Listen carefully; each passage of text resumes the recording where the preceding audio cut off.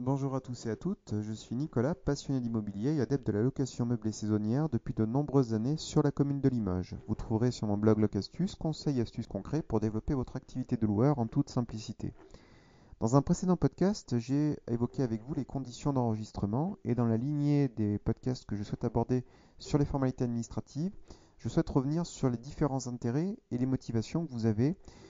selon les plateformes en ligne avec lesquelles vous êtes amené à travailler, à revendiquer l'intérêt de faire des formalités d'enregistrement, c'est-à-dire par un contrat de location et un état des lieux d'entrée. Alors pourquoi effectuer ces démarches? Alors d'un point de vue problématique, résolution de problème, 99% de vos locations se passeront très bien. C'est-à-dire que vous ferez des démarches d'enregistrement avec vos locataires. Vous aurez simplement à ressortir ces documents si vous avez un contrôle fiscal, si vous avez à justifier d'une comptabilité et si vous faites suivre votre comptabilité par un expert comptable pour la provenance des loyers et pour assurer une comptabilité plus sereine et plus professionnelle de votre activité de loueur en meublé. Mais particulièrement, la problématique se pose souvent dans les contentieux, dans les litiges qu'il peut y avoir en fin de location, sur tout simplement si le locataire a respecté les règles de vie que vous avez exigées de sa part au moment où il est rentré dans votre appartement ou dans votre maison, et s'il y a eu constatation à son départ à un manquement d'une des règles de vie que vous avez édictées par ailleurs, à de la détérioration, de la casse, du vol ou tout autre trouble pouvant avoir été constaté par vos soins ou votre prestataire ou votre femme de ménage. Alors concrètement, par exemple sur Airbnb, c'est pour ça que je souhaite revenir là-dessus. Airbnb, quand vous avez une location qui vient de cette plateforme, ou que ce soit le cas d'Abritel, il faut savoir que le dépôt de garantie, vous ne le gérez pas en direct. C'est-à-dire que il est toujours recommandé dans votre annonce, en plus du tarif et des frais supplémentaires, mais on y reviendra dans un prochain podcast, d'afficher un dépôt de garantie. Quel que soit le montant, en tout cas un dépôt de garantie qui permettra, en tout cas à Airbnb, de se saisir d'une partie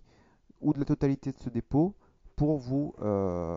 dédouaner, vous rembourser les dommages ou les manquements que vous auriez constatés à votre contrat de location ou au règlement intérieur que vous imposez dans votre établissement. Donc concrètement, Airbnb va vous demander de décrire la problématique que vous avez eue avec votre locataire. Vous allez avoir un délai, alors ce délai est d'au moins 24 heures, pendant lequel vous allez pouvoir échanger avec votre locataire qui est en partance ou qui est parti de votre hébergement pour trouver une solution amiable avec celui-ci, pour peut-être la fumée de cigarette qui a incommodé le locataire suivant, alors que votre logement était non-fumeur, parce que vous avez trouvé des détériorations pardon, au sein de l'hébergement au moment où votre locataire est parti, alors que votre appartement était nickel quand il est arrivé, ou parce que vous avez constaté des manquements comme des troubles du voisinage lors d'une fête que votre locataire a pu exercer euh,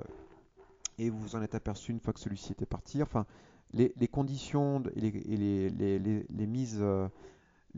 en difficulté que vous pourriez rencontrer avec un locataire sont multiples, hein, parce que les motivations peuvent être soit d'ordre matériel, soit plus liées au comportement ou au non-respect de vos règles de vie ou des équipements que vous avez mis à disposition de votre locataire. Donc du coup, ce qui va se passer, c'est que Airbnb va vous demander dans un premier temps de trouver une solution amiable avec votre voyageur. Si vous avez trouvé une solution, le dossier de résolution des problèmes chez Airbnb est clos. Sinon, ce qui va se passer, c'est que c'est un agent de Airbnb qui va prendre la main pour, entre guillemets, ménager aussi bien le voyageur que son hôte pour trouver et déboucher à une solution amiable. Et bien entendu, plus vous avez d'écrits, mieux c'est. Parce qu'en fait, il va falloir témoigner de votre bonne foi. C'est-à-dire que si vous avez des griefs à l'égard d'un voyageur, s'il a fait de la casse chez vous, de la détérioration, quelle qu'elle soit, eh bien, il faudra montrer, entre guillemets, votre bonne foi. Alors comment le faire? Eh bien, c'est très simplement un état des lieux d'entrée, signé de votre main et contresigné par le locataire ou le voyageur qui est parti, un état des lieux de sortie s'il y en a eu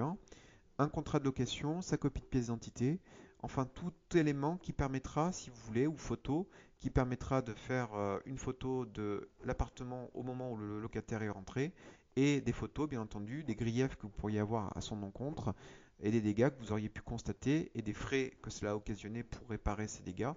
une fois que celui-ci est parti. Donc ça peut être des factures, l'intervention de professionnels s'il y a eu des réparations, le remplacement de tel ou tel matériel cassé si vous avez été amené à le remplacer par des factures de remplacement. Enfin, tout élément probant et objectif qui permettra à Airbnb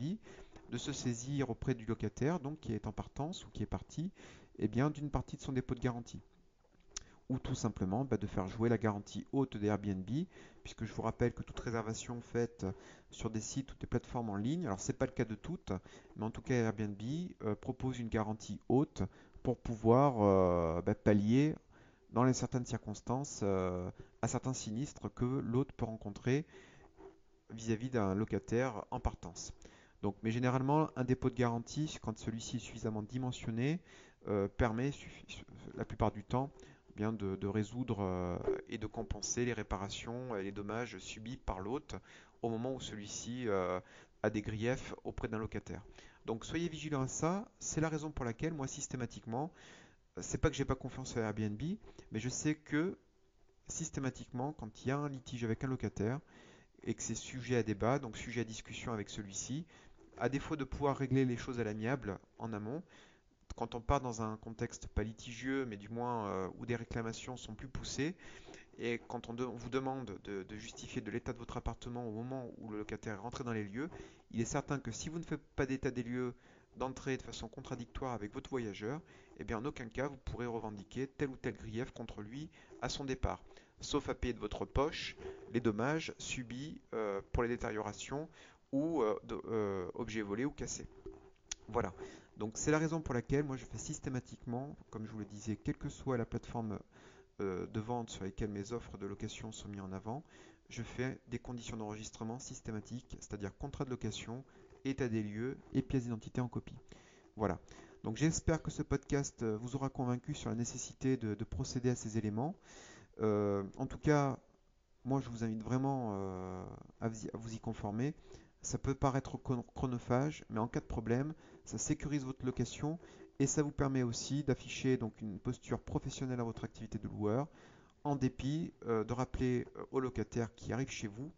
d'où qu'il vienne, eh bien qu'il peut jouir d'un hébergement de qualité, mais en respectant les règles de bon sens, tant au niveau de l'équipement que vous mettez à sa disposition,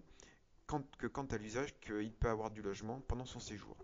Voilà, bien écoutez, en tout cas j'espère comme je vous l'indiquais à l'instant que ce podcast, cette vidéo vous aura éclairé. N'hésitez pas si vous l'avez apprécié à la commenter, à la partager avec vos amis pour la faire vivre, à la liker, à me suivre sur ma chaîne YouTube Locastus et à vous abonner à locastus.com pour être mis au courant des prochaines publications. Je vous souhaite à tous et à toutes une très bonne fin de journée et puis je vous remercie en tout cas de votre attention. À très bientôt.